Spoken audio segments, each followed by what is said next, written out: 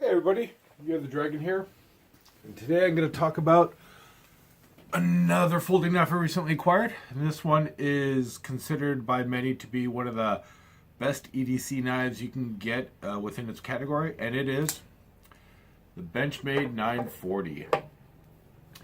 So first we'll start off with the specs of the Benchmade 940. It's an Osborne design. Of course, uses the axis lock. It is a manual opening, meaning it does not have any sort of assistance. The blade length is about just shy of 3.5 inches. The blade thickness is about 0.115. Open size is about a little over 7.75 inches, and the closed length is at about just shy of 4.5 inches. The steel on it is CPM S30V powder steel. And the overall weight of this knife is around 2.65 ounces. This is the G10 handled version. Now, unlike the traditional 940-2, this is not black G10. This is a forest green with purple back spacers. So, my first thoughts on this knife were actually not entirely positive. I had a few problems with it, and I'll kind of go into that a little bit later. But first I'll start with what I liked about the knife. And that would be the blade shape. It is somewhat unique, but I really found this to be a very good utility blade shape, especially with this reverse tanto tip. To get down and actually just do good long cuts with the tip.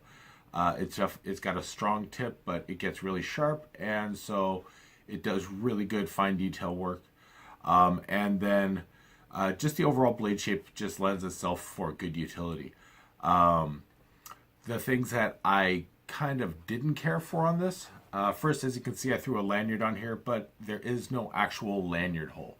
I ran it through the back pillar, which means that over time, and it's already starting to happen, the blade will hit and nick the paracord, and over time, one day it'll fail and it'll pop off and I'll have to put it on. So this is a workaround, but having an actual lanyard hole, some people don't care about it. I prefer them, but that's just a personal opinion. Another thing with the handle I didn't care for is the actual design here. You've got a nice curve along the top. Along the bottom, you got this clean straight line, but I would have liked a little more of a curve right here as well. The reason being is that, especially when I first got the knife, whenever I try to open it, I pull it out of my pocket, and my finger rests just across the top of the spine of the blade, meaning when I'd go to flick it, it wouldn't flick. And so I'd pull it out, hit it, and I would just catch, and so I'd have to make adjustments before I did. Now, it came with a standard pocket clip. I emailed Benchmade, and they sent me out a deep pocket carry clip, which has helped that greatly. So initially I was getting about a 6 out of 10 deploy rate. Now it's probably 8 out of 10. I still do occasionally catch it, but overall I've got it pretty darn solid. Which brings me to another thing I like about this knife. It is so smooth. Like I recently purchased and uploaded the video of the Benchmade bug out, and it too is a quick opening knife, but the way that the handle is, if I pull down just one side of the axis lock and try to push it back, you'll see it doesn't fold down. And that's because the actual bar and the axis lock just kind of does not go exactly straight, so you don't get the same smoothness. Now, if I take it and I pinch with both sides, it'll just fall shut. This is not nearly as bad with that. I can pull with one side and it still falls shut because the torsion on the axis bar doesn't twist at all, so it stays open. And it's just so smooth that when I just pull back, I can just tap it with my finger and just throw it closed.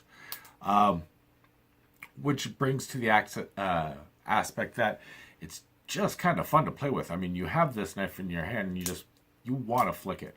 Another thing I do like is there are very clean lines. So if you look right here, and I mentioned this in the previous video, the transition from the front of the handle to the blade itself is a smooth transition. Whereas here you've got this little cutout. So when this knife was designed, they got really clean lines. So when it goes into your pocket, it's not going to catch on anything. So once again, going back against the things I'm not too fond of, the way that the Axis lock thumb studs are, they're kind of rough, and the ones on the bug out are better set so that when I'm pulling it, although I do get a grip, it's not very rough on the hands. These are a little more proud and predominant. They kind of stand a little further out of the scale, and they're a little sharp. So when I pull, it's like I'm building up a callus on my thumb because I'm playing with the knife so much. But yeah, I found it to be just, it's a little, they could have softened this up a little bit more, and I would have definitely been happy with that. Beyond that, as far as its cutting ability, it's not as quite as slicey as the bug out, but it's definitely really sharp. I did convex it. But in general, I find that if you want something really slicey, the bug out is your go-to. Whereas this, just because it's just a little bit thicker, it's going to catch. I mean, it'll stay sharp a good long time, but you can see I'm having a little more difficulty getting those cuts. When I do get it, smooth. But you really have to work at it. Whereas with the thin grind of the bug out, I mean, no matter where you're hitting it, it's just got to cut. But the tip on this, I wouldn't necessarily put any torque, any stress on. I would feel no problem just kind of horsing down on this and just doing whatever, because it does it so well.